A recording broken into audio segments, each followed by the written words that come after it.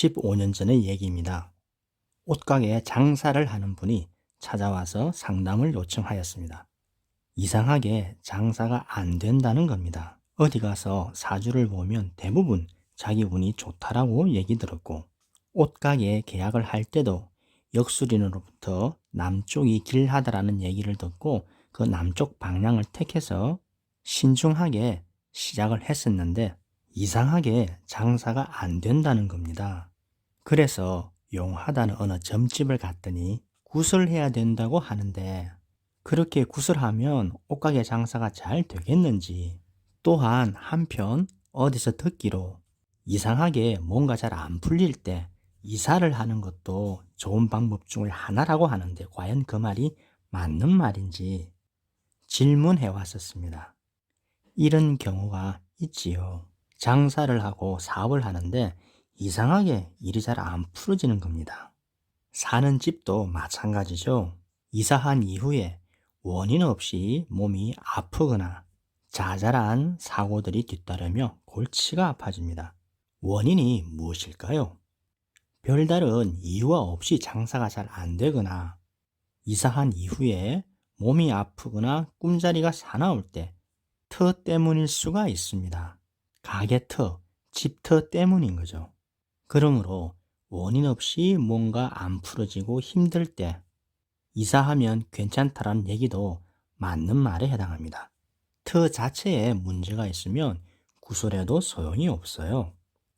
사람마다 성격이 다르지 않겠습니까? 터 역시 마찬가지입니다. 그 터에도 성격이 있고 운세가 있습니다. 옷가게라는 업종이 적합하지 않은 터가 있고, 자신과 자주 충돌하게 되는 집터 운이 또 있죠. 자기 자신과 가게터 또는 집터가 서로 대립하고 충돌하게 되면 누가 이길까요? 사람이 집니다. 터가 이기게 되는 거죠. 사람이 그 터 속에 들어가 있기 때문이죠. 사람은 그 터전에 소속되게 됩니다. 그 터전의 영향을 안 받을 수가 없죠. 가게나 회사의 터전이라면 사람이 그 속에서 움직이게 되겠죠. 집터라면 그 속에서 먹고 자고 할 거고요. 사람이 집터를 이길 수가 없습니다. 건물에 불이 나면 사람이 위급해지고, 불행하게도 그 건물이 무너지기라도 한다라면 태어난 생년월일에 상관없이, 사주팔자에 상관없이 그 건물에 깔리게 되겠죠. 사람의 운은 상대적으로 작고 건물, 터전의 운은 사람보다 더 큽니다.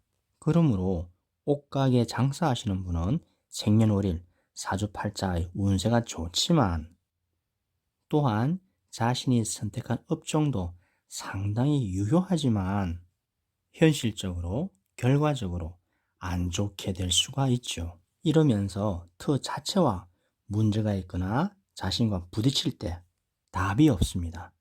빨리 나와야 합니다. 옮겨야 하죠. 이사가 정답입니다. 구태야 소용이 없습니다. 집을 이사했는데 원인 없이 꿈자리가 사납고 몸이 아프며 자잘한 사고들이 연속한다면 이사를 고려해 봐야 하고, 장사하는 가게가 이상하게 부진한다면 옮기는 것 밖에는 답이 없을 수가 있습니다. 다시 처음으로 돌아가 보겠습니다. 옷가게 하시는 분은 자신의 사주팔자 운세가 괜찮았죠? 옷가게 업종도 자신이 이전부터 운영했었던 익숙한 상황입니다. 남쪽이 길하다는 말을 듣고 방향도 잘 선택한 거죠. 그런데 터에서 문제가 발생했네요. 남쪽이 길하다라고 했을 때 남쪽 방향에 있는 모든 터가 길하지는 않겠죠. 이상하게 일이 잘 안 풀어질 때, 운이 안 좋다라고 밖에는 설명할 수 없을 정도로 꼬이고 암담하며 답이 없을 때는 틀을 옮겨 보십시오. 이사하고 이전하는 것이 탁월한 선택일 수가 있습니다.